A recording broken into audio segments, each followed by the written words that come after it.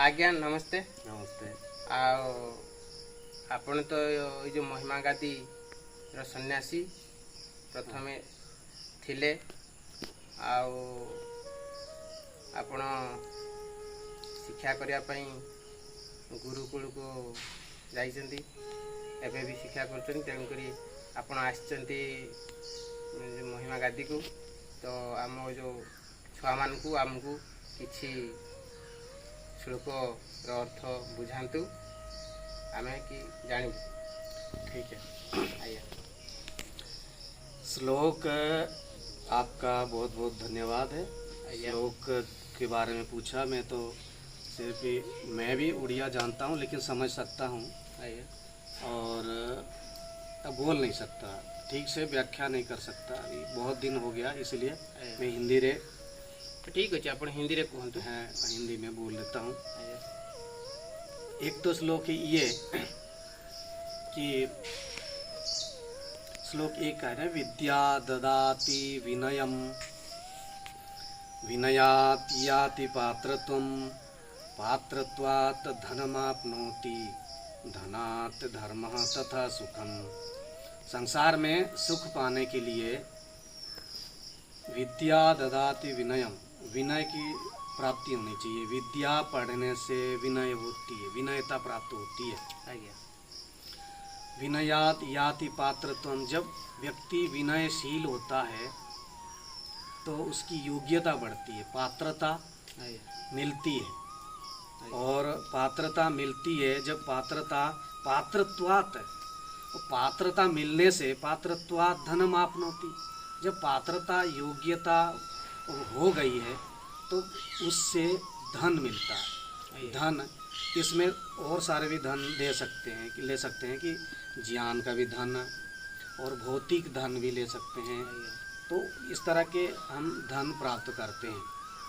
तो धनात् धर्म तथा सुखम, जब धन हो गया है, पैसा हो गया, धन हो गया और कुछ हो गया, तो धनात् धन से सुख प्राप्त होता है। और उसी धन से धर्म होता है, धर्म अर्जन करते हैं, बड़े बड़े धर्म कार्य करते हैं, जैसे कि यज्ञ करते हैं, कहीं किसी को वस्त्र दान करते हैं, कहीं पढ़ाते हैं, पढ़ने के लिए धन देते हैं, खर्च होता है। तो इन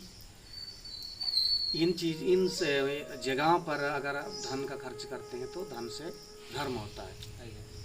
और धन जितना इकट्ठा हो जाता है, धन से धर्म होता है।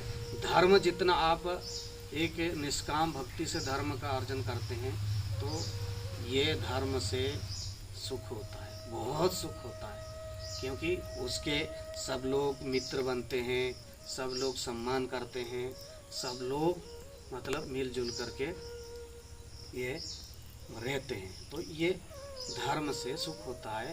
इसलिए कि विद्या ददाति विनयम विनयात याति पात्रत्वम पात्रत्वात् धनम आपनोति धनात् धर्मः तथा सुखम। ये एक श्लोक का हो गया।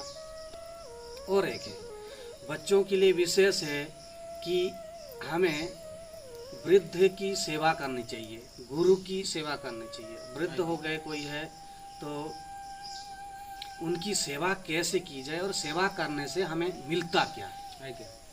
जो विद्वान है, जो बड़े संत हैं, हमारे गुरु हैं, वो उनकी सेवा करने से या माता पिता की सेवा करने से हमें मिलता क्या है। देखो एक श्लोक और नीतिकार कह रहे हैं, और श्लोक में है कि अभिवादनशीलस्य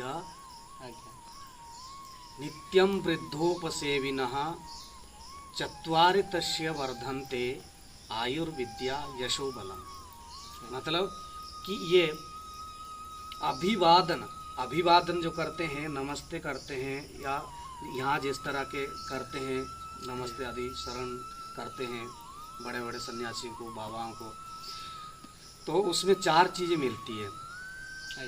अभिवादनशीलस्य, जो व्यक्ति अभिवादनशील होता है, सबको सम्मान देता है, नमस्ते करता है, वो अभिवादनशीलस्य नित्यम वृद्धोपसेविनः, जो नित्य प्रतिदिन बुजुर्गों हमसे बड़ों को सम्मान आदर सत्कार सेवा करता है आज्ञा तो तस्य चत्वारि तस्य चत्वारि मतलब 4 है।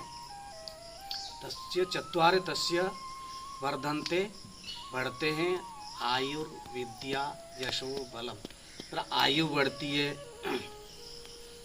विद्या बढ़ती है, और आयु विद्या यश, संसार में यश कीर्ति होती है, और बल और मजबूत शरीर बल बढ़ता है। बड़ों की सेवा करने से बल मिलता है। तो ये कैसे मिलेगा? मान लो हमने सेवा कर दी है तो आयु आशीर्वाद देते हैं, तो आयु जब व्यक्ति प्रसन्नता पूर्वक रहता है तो उसकी आयु बढ़ती है, आज्ञा लंबी आयु होती है। आयुर्विद्या विद्या, और फिर वृद्ध जो विद्वान आदमी उसकी सेवा करने से उससे विद्या, बहुत सारी विद्याएं जो भी उसके पास है वो मिलती है। और विद्या, उसके बाद विद्या पढ़ने से संसार में यश मतलब कीर्ति होती है, सब प्रशंसा करते हैं, सब आते हैं मिलने, आपसे शिक्षा लेने आते हैं। तो विद्या पढ़ने से बहुत लाभ है और सुख, इस जन्म में भी सुख है और अगले जन्म में भी सुख है। तो इसलिए हमेशा विद्या अभ्यास करना चाहिए, और यश, विद्या से यश प्राप्त करो, संसार में यश कीर्ति फैलाओ। और जब आप लोग पढ़े हैं गुरु से, उसी विद्या को और विस्तार से फैलाओ, विद्या दान करो और यश फैलाओ। इससे आपका नाम रहेगा संसार में कि हाँ ये है कि एक बड़े विद्वान थे, अच्छे थे, संसार में धर्म का प्रचार प्रसार किया उन्होंने, विद्या का प्रचार प्रसार किया। और एक है कि बल, जब कोई हम आशीर्वाद किसी से लेते हैं तो हमारा साहस बढ़ता है। बड़ों से हम आशीर्वाद लेके कुछ काम करते हैं तो हमारा साहस बढ़ता है, बहुत मन में मतलब उत्साहपूर्वक उस कार्य को करते हैं। तो मन में जो उत्साह देता है, जो व्यक्ति देते हैं, जिसकी हम सेवा करते हैं, वो देते हैं, आशीर्वाद करते हैं और सर पे भी हाथ मारते कि यार आप जाओ, संसार में नाम तेरा हो जाएगा। ऐसे जब करते हैं तो हमारे अंदर उत्साह बढ़ता है, उत्साह से उस काम को पूरा करते हैं। तो इस तरह के आत्मिक अंदर से बल बढ़ता है। तो इसीलिए ये श्लोक कह रहा है कि आप वृद्धों को, बड़ों को नित्य सेवा करनी चाहिए। अगर ऐसा नहीं करते हैं तो संसार में इतना हम प्रसिद्धि नहीं कर पाएंगे। तो ये 2 श्लोक हैं, तो और भी हैं। तो सेवा किन की करनी चाहिए, गुरु कैसे करनी चाहिए, किन को करना चाहिए, क्या गुण होना चाहिए, ऐसा भी और भी है। जैसे एक श्लोक है, शैले शैले न माणिक्यम मौक्तिकम न गजे गजे साधवो न ही सर्वत्र चंदनम न बने बने। इसी तरह से कि साधु लोग वैसे चंदन, हर जंगल में चंदन थोड़ी ना होता है, नहीं होता है, ठीक है।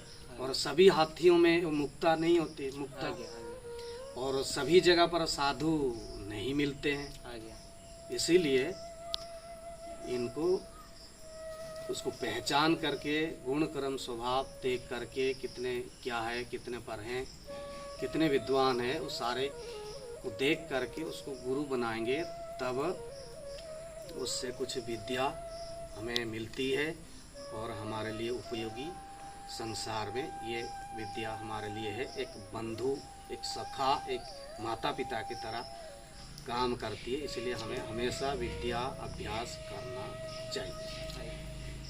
ठीक है, बहुत बहुत धन्यवाद महाराज, हमको और पिलामान को बहुत किसी कहते बहुत बहुत धन्यवाद। नमस्ते जी, आप सभी का बहुत बहुत धन्यवाद।